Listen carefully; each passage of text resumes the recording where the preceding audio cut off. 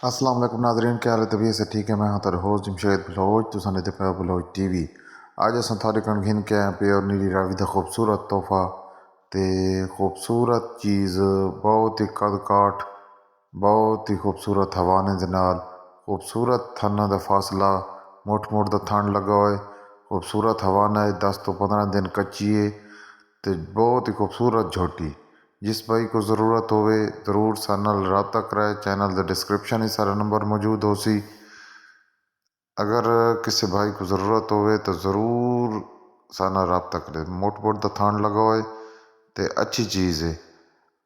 पुट्ठा पुड़ा कद Kamat body structure बहुत ही अच्छा थे, बहुत ही कीमती चीज़ है। गवाल दा काम ही कर दिए, शौक दा काम ही कर दिए झोटी। जिस भाई को ज़रूरत होवे ज़रूर रब्ता कराए। डिस्क्रिप्शन ही सारा नंबर मौजूद हो सी।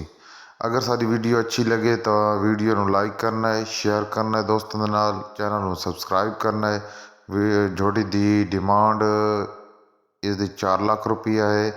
मौके तो कमी बेशी हो वैसी। अगर किसी भाई को ज़रूरत हो तो ज़रूर सारे नाल रब्ता करना है। इसी तरह आज की वीडियो का अख्ताम करना है। पाक फौज जिंदाबाद, पाकिस्तान पाइंदाबाद। अल्लाह हाफिज़।